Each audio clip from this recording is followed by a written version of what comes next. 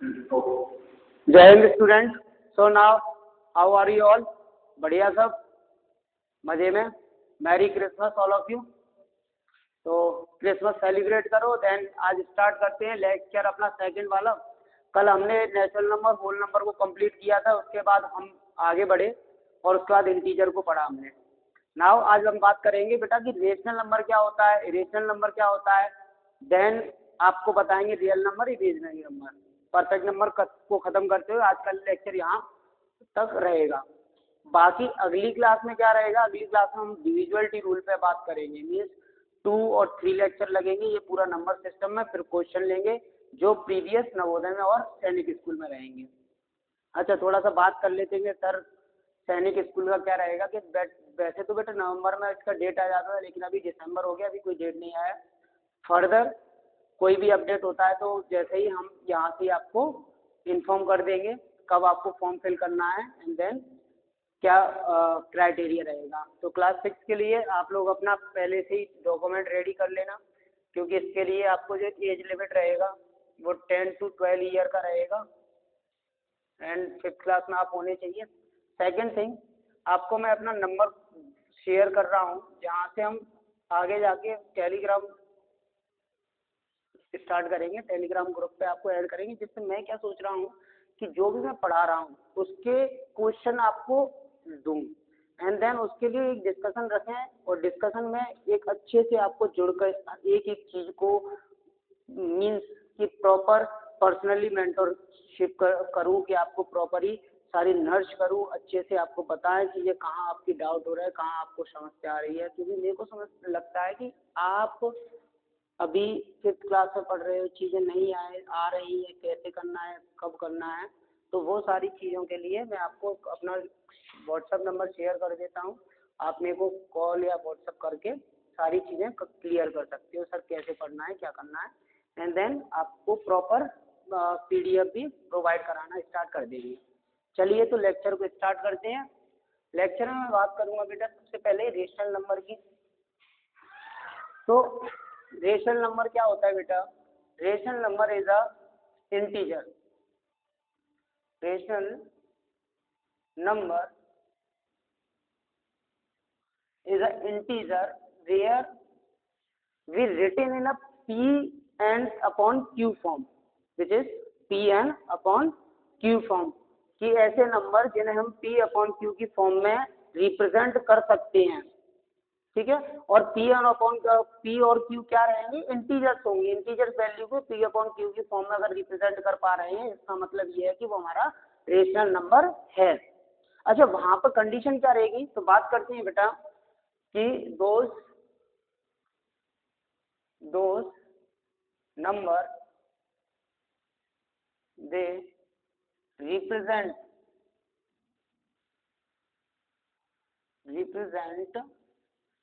in P/Q and P and Q are integer.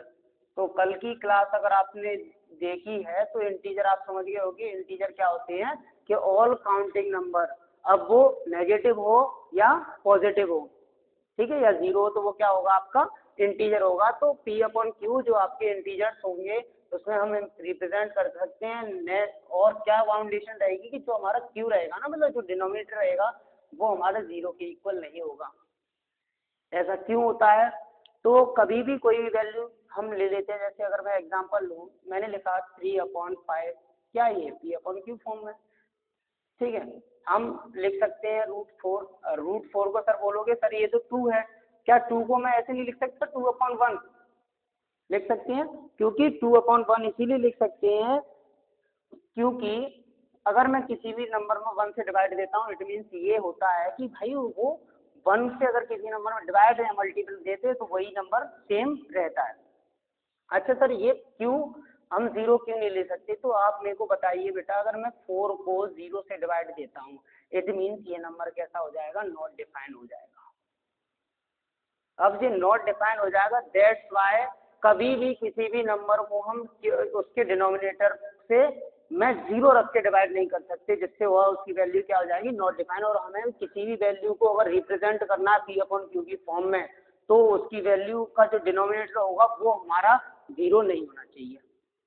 समझ में आया कि क्या बोल सकते हैं हम, a number which is in the form of p upon q, और ऐसे बोल सकते हैं कि we can express as p upon q where q and p are integers and q are not 0। आप कोई भी √3 0.2 या डेसिमल जो भी फ्रैक्शन वैल्यू होगी वो सब क्या कैसी होंगी, रेशनल नंबर होंगी।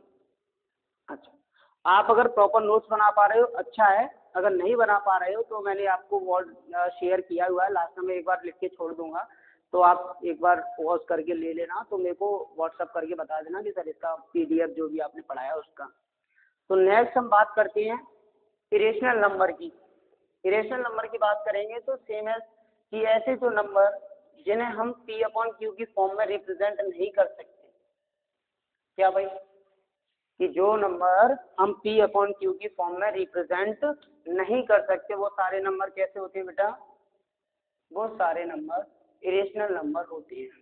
Irrational number, irrational number means कि a number which can not be express the form of p upon q। ऐसे लिख सकते हो आप कि which number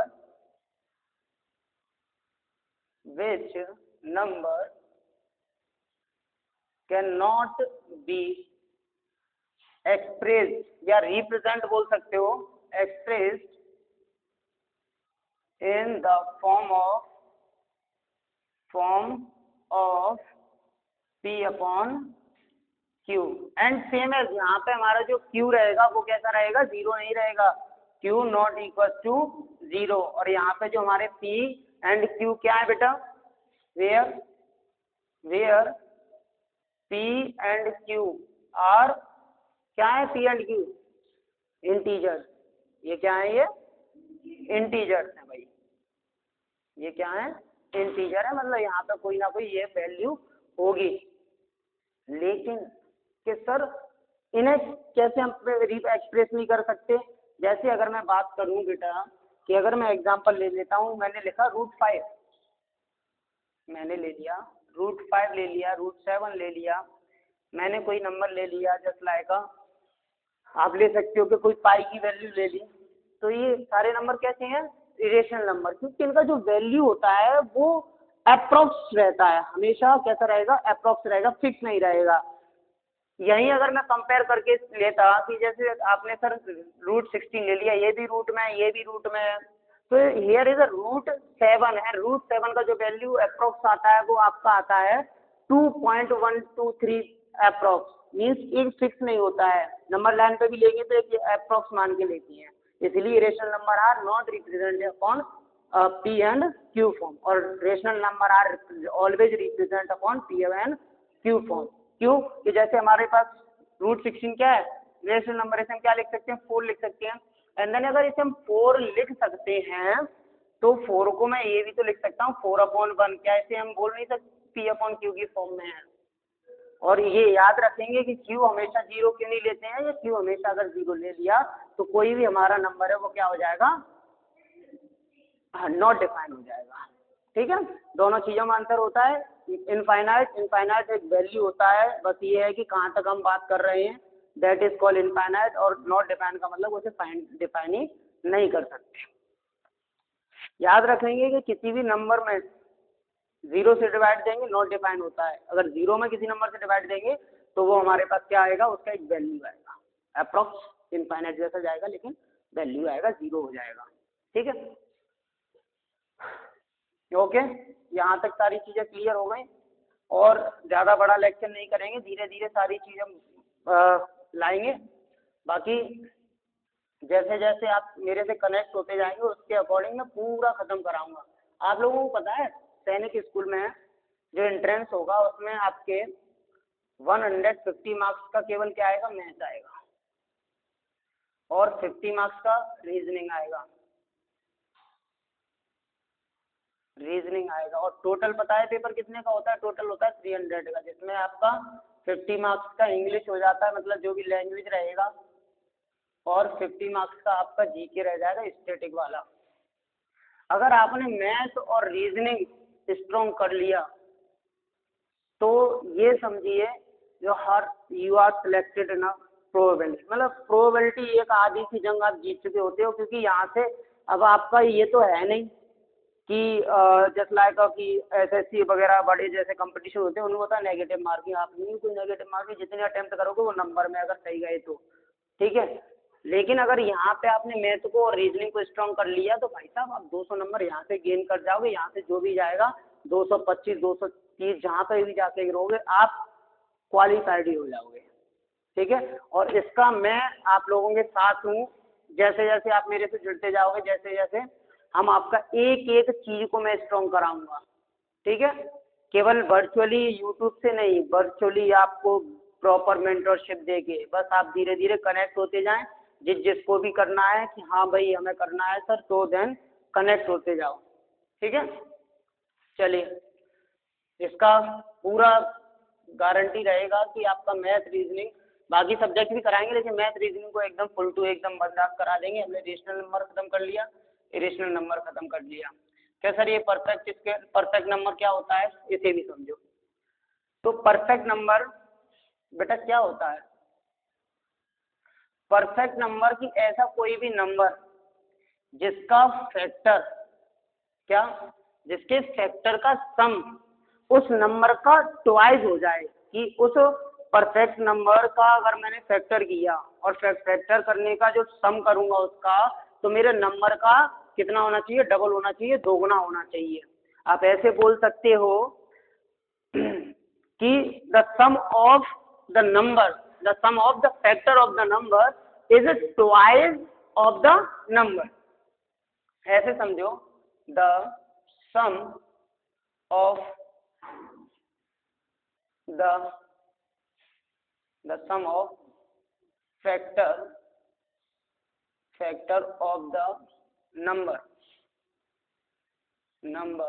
is twice समझ रहे हैं ना, उसका दो गुना होना चाहिए भाई, ठीक है। हैंड राइटिंग थोड़ा सा कोऑपरेट करना, हैंड राइटिंग मेरे को लग रहा है कुछ इम्प्रूव हो जाएगा, नो इशू।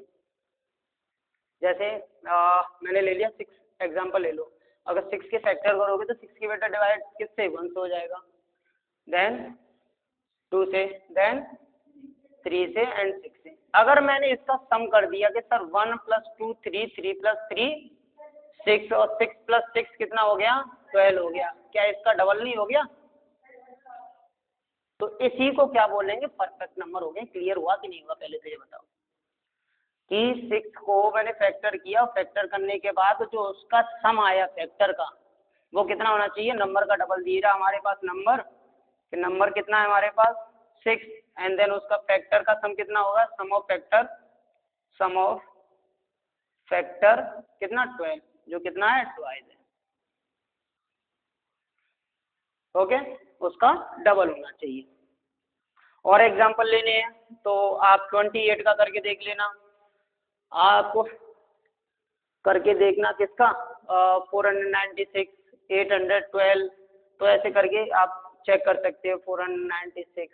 तो ऐसे नंबर, बस ये समझ लो कि किसी भी नंबर का परफेक्ट कब होगा, उसे परफेक्ट नंबर कि उस नंबर का फैक्टर का सम उस नंबर से कितना हो जाए, डबल हो जाए, then it call a perfect number, ठीक है। इसी तरह परफेक्ट नंबर हो जाता है, यहाँ से कोई क्वेश्चन बनता नहीं। रेशनल का मेरे को मैंने आपको डेफिनेशन समझा दिया, ठीक है। बस ये चीजें आनी चाहिए, मीन्स कि आप इतने कैपेबल होने चाहिए कि आपको ये सारी चीजें, आपको कोई अगर टीचर क्लास में पूछता है तो ये चीजें आनी चाहिए, मैं ये समझता हूँ। क्योंकि एक चीज होती है परफेक्शन, और परफेक्शन मीन्स कि अगर किसी ने आपसे कुछ पूछ लिया तो उसका एक सटीक जवाब देना आना चाहिए, मीन्स कि you have the power to answering. और वो पावर आती है कि जब चीजें हम लर्न करते हैं, पढ़ते हैं, समझते हैं, अंडरस्टैंड करते हैं, then we are empowering to answering. एक कैपेबिलिटी होती है कि इंसान को सब कुछ आता है लेकिन आंसर नहीं कर पाता है। कब नहीं कर पाता है आंसर, कहीं ना कहीं हेजिटेशन है। उस हेजिटेशन को पार करने के लिए एक ही रास्ता है कि पढ़ो, जितना हो उतना पढ़ो, चीज़ों को अंडरस्टैंड करो, ठीक है। चलिए नेक्स्ट बात करते हैं कि रियल नंबर और इमेजिनरी नंबर। तो दोनों को मैं एक साथ में एक्सप्लेन कर देता हूँ, real number and second is imaginary number. Imaginary number,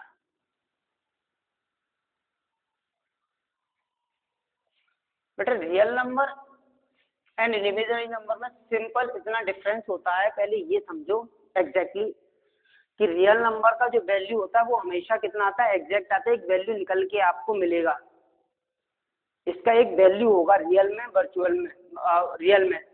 और इसका जो इमेजिनरी का रहेगा, इसका वैल्यू हमेशा कैसा रहेगा, एक इमेजिनरी रहेगा, मतलब इसका एक वैल्यू फिक्स नहीं होगा, फिक्स नहीं। जैसे मैंने रेशनल नंबर का बताया कि रेशनल नंबर का वैल्यू कैसा होता है, अप्रॉक्स होता है, सेम है रेशनल इमेजिनरी नंबर का कैसा रहेगा वैल्यू, नॉन नेगेटिव रहेगा, मीन नेगेटिव रहेगा। अगर एज ए डेफिनेशन लिखना चाहो तो आप लिख सकते हो the number that can be represent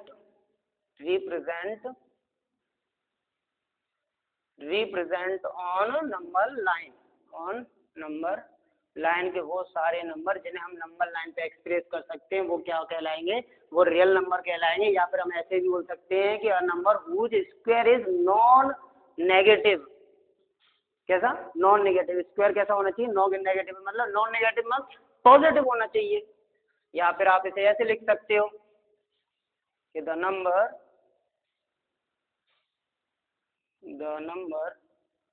have the number of square, the square of number लिख दो, the square of number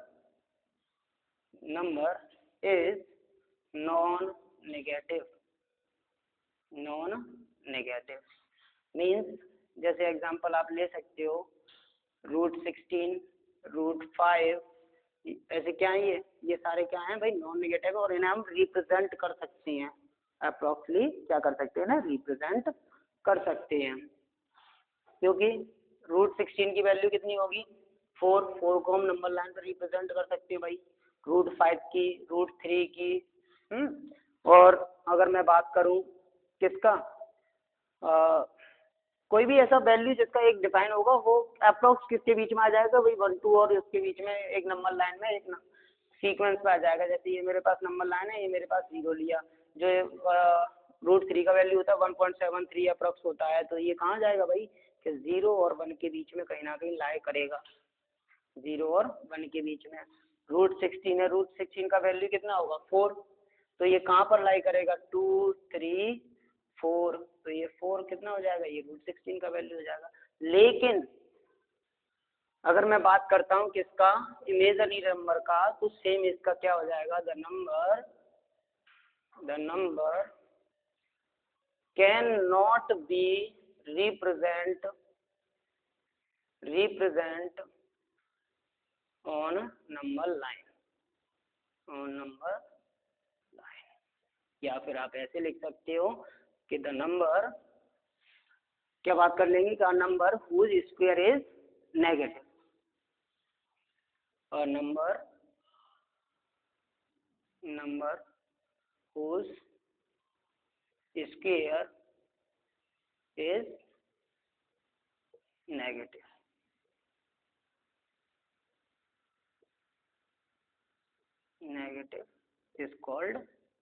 is called imaginary number। Understand everyone. इसके एग्जांपल अगर बात करें तो एग्जांपल कोई भी नंबर हो उसका कैसा होने, √7 हो गया, -5 हो गया, ये कैसे हैं कि इनका अगर स्क्वायर करोगे तो हमेशा अगर रूट से रूट स्क्वायर हट जाएगा तो आपके पास कैसा आएगा, वैल्यू माइनस वाला आएगा, और इसका जो नेगेटिव माइनस, तो इस तरह से हम बात कर लेते हैं। बस हमें याद रखना है कि अगर एग्जैक्टली आपको बताना है किसी को कि भाई मैंने बोला ना कि आंसरिंग करने का पावर होना चाहिए, तो आंसरिंग करने का पावर का मीन्स ये है कि अगर आपसे कोई सडन पूछ लेता है कि what is a real number, तो आप बोलोगे बेटा कि सर वो सारे नंबर जिन्हें हम नंबर लाइन पे रिप्रेजेंट कर सकते हैं, क्या हो जाएंगे, रियल नंबर हो जाएंगे, और जिन्हें हम नंबर लाइन पर रिप्रेजेंट नहीं कर सकते वो क्या हो जाएंगे, इमेजिनरी नंबर हो जाएंगे। ठीक है, पहली बात नेचुरल नंबर जो हमारे 0 से स्टार्ट होते हैं, पॉजिटिव होते हैं। दूसरा हमने बात करी होल नंबर जो हमारे 1 to इनफाइनाइट लेकिन पॉजिटिव होंगे। इंटीजर के all counting they are positive, negative and zero. उसके बाद हमने बात करी ऑड एंड इवन कि जिनका लास्ट का डिजिट 0, 2, 4, 6, 8 होता है वो क्या होंगे, इवन नंबर होंगे। एंड देन जिनका 1, 3, 5, 7 एंड 9 होगा वो कैसे होंगे, ऑड नंबर होंगे। इसके बाद हमने बात करी आज के लेक्चर में रेशनल नंबर की कि those numbers are represent on P upon Q form is called rational number and that not represent upon P and upon Q form that are irrational number। इसके बाद हमने रियल नंबर का बात करा। Real number अभी last मैंने बता ही दिया कि नंबर लाइन पर रिप्रेजेंट कर सकते हैं, is called real number. And imaginary number जिन्हें हम नंबर लाइन पर रिप्रेजेंट नहीं कर सकते। अच्छा, इसके बाद एक चीज और खत्म करता हूं मैं हमें आपको कि प्लेस वैल्यू और फेस वैल्यू की भी बात कर लेते हैं। प्लेस वैल्यू और फेस वैल्यू की बात कर लेते हैं, इसे इरेज कर देते हैं। कभी ना कि चीजें कैसी होती हैं, मैं चाहता हूं कि जो भी हम खत्म करें वो आज तक पहुंचे और वाकई वर्क करे, आप लोगों से इफेक्टिव हो, उसका आपको इफेक्ट पड़े। तो उसके लिए मैं यही प्लान कर रहा हूँ कि PDF तो डालें, साथ ही साथ आप कितने नंबर ऑफ क्वेश्चन अटेम्प्ट कर रहे हो, कितना आपको समझ में आ रहा है, कितना पढ़ पा रहे हैं, तो उस सब के लिए आपका मेरे से कनेक्ट होना बड़ा कंपलसरी हो जाता है। ठीक है, तो कोशिश करेंगे जैसे जैसे आपको आगे बढ़ते जाएंगे, क्योंकि जब आप परफेक्शन दिखाओगे देन मैं पूरा कोशिश करूंगा कि आपका मैथ रीजनिंग आपका कंप्लीट कराऊं। उसके बाद बाकी सब्जेक्ट भी जैसे जैसे आप इंटरेस्ट दिखाएंगे बाकी सब्जेक्ट इंग्लिश का भी मैं फिनिश करा दूंगा, स्टैटिक के भी ऑलमोस्ट, जितना कि आप वहाँ पे एक अच्छा स्कोर कर पाओ सैनिक स्कूल में। और मैथ रीजनिंग तो हर जगह हर फील्ड में आपको मजबूती रहेगा जब तक आप 10th तक पहुँचोगे, जब तक आपको सारी चीज़ें अर्थमेटिक एकदम स्ट्रांग रहेगा। चलिए तो बात कर लेते हैं place value. Place value and second is face value. अब यहाँ पे एक एग्जांपल ले लेता हूँ कि कल को एक इंसान है, ये गौरव नाम का बच्चा है, क्या है ये, गौरव नाम का बच्चा है भाई, ठीक है, ये गौरव नाम का बच्चा है। अभी ये क्या है, एक सन है किसका, फार्मर का है, मेरा यार किसानी करे। तो ये फार्मर का बच्चा है, फिलहाल मेहनत करी इसने, हार्ड वर्क, क्योंकि जिंदगी में सबसे ज्यादा क्या होता है भाई, हार्ड वर्क। और हार्ड वर्क करने की हिम्मत उन्हीं में होती है जो रण में रक्त बहाने से ज्यादा पसीना बहाने पे ध्यान देते हैं। ठीक है, तो भाई हार्ड वर्क करा और ये कल को क्या हो गया कि ऐसे इसने लेफ्टिनेंट ज्वाइन किया, लेफ्टिनेंट ज्वाइन कर लिया इसने आर्मी में, और मेरा यार क्या बन गया, लेफ्टिनेंट बन गया। और लेफ्टिनेंट बनने के बाद आगे और भी आगे अधिकारी बन गया, ये तगड़ा अधिकारी पहुंच गया। तो मेरी बात को समझना कि जब ये गौरव क्या था, एक किसान का साधारण सा बच्चा था, तब इसकी एक वैल्यू होगी, क्या थी कि गांव के दोस्तों के साथ नॉर्मल एक वैल्यू। फिर जैसे जैसे गौरव, यहाँ पे भी ये गौरव ही है, इसने हार्ड वर्क करा और ये क्या बन गया, एक अधिकारी बन गया, लेफ्टिनेंट बन गया, अधिकारी हो गया, और फिर आगे मेजर की रैंक पर पहुंच गया। तो अब ये समझो कि जैसे जैसे पोजीशन के अकॉर्डिंग अगर बात करते हैं कि जो नंबर की पोजीशन होगी वो उसका प्लेस वैल्यू होगा, और जो उसका एक्चुअल वैल्यू एक्चुअल फेस होगा वो उसका फेस वैल्यू होगा। मतलब यहाँ पे भी गौरव ही रहेगा, यहाँ लेफ्टिनेंट भी गौरव ही रखा है और अधिकारी भी गौरव रहेगा, लेकिन पोजीशन उसकी क्या हो रही है, चेंज हो रही है। तो पोजीशन चेंज हो रही है तो ऐसे बोल सकते हैं कि numerical value that a digit is virtue its position of in a number. क्या आप ऐसे बोल सकते हो कि अ नंबर, या फिर ये बोल सकते हो place value value is depend on position of the number, position of the number, कि अगर वंस का नंबर वंस प्लेस पर होगा तो वंस होगी, उसकी वैल्यू टेंस पर होगा, टेंस होगी, 100 होगा, 1000 होगा, ठीक है, 10,000 होगा, जैसे उसका पोजीशन होगा वो उसकी क्या होगी, वैल्यू होगी, that is called place value. Face value is the actual value of the digit. Face value simple, face value is actual value of a digit.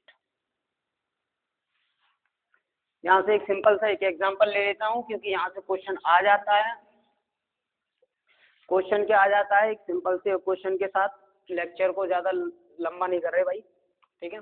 जैसे जैसे आप जुड़ते जाओगे फिर आगे बढ़ते जाएंगे। Question, the difference find the difference of place value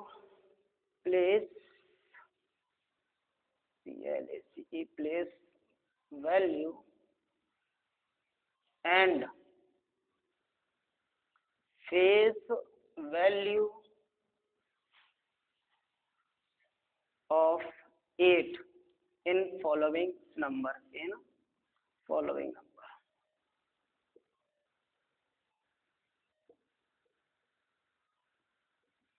ये नंबर दे दिया मैंने 8337009। अभी यहाँ पे अगर मैंने क्या बात करी है कि मेरे को बेटा आप बताइए कि place value of and face value का डिफरेंस, तो आप मेरे को ये बताओ कि 8 का प्लेस वैल्यू क्या रहेगा। तो प्लेस वैल्यू क्या रहेगा कि ये हमारे पास क्या हो गया सर, वंस हो गया, ये क्या हो गया सर, टेंस हो गया, ये क्या हो गया 100 हो गया, and this is the 1000 and this is the 10,000 and this is the lakh. तो इसका जो वैल्यू हुआ वो कितना हुआ, लाख, सर इसका जो वैल्यू हो गया वो लाख हो गया, ओके, मीन्स 8 लाख हो गया।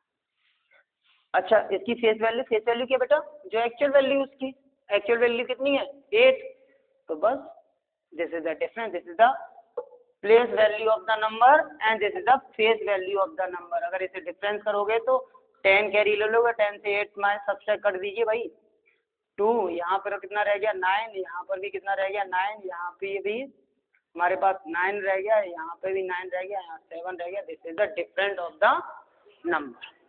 तो place value is the position of the number and face value the actual value of the number. चलिए आज का लेक्चर यहीं खत्म करते हैं, कल हम बात करेंगे डिविजिबिलिटी की बात करेंगे, पूरा डिविजिबिलिटी खत्म करेंगे, ठीक है। तो बस कोशिश करो जल्दी से जल्दी जुड़ जाओ, क्योंकि मैं चाहता हूँ कि अच्छे से ख़त्म करें, और अच्छे से जब शुरुआत होगी तो ख़त्म भी अच्छे से करेंगे, तो इसीलिए जल्दी जल्दी जुड़ते जाओ। और बाकी मैं नंबर लिख कर छोड़ देता हूँ, तो जैसे जैसे आप ज्वाइन करोगे वैसे वैसे आप मेरे से कांटेक्ट में आओगे, उसके बाद प्रॉपर गाइडेंस के साथ सारी चीज़ें तैयार करेंगे। व्हाट्सअप कर लेना या फिर कॉल कर लेना, ओके।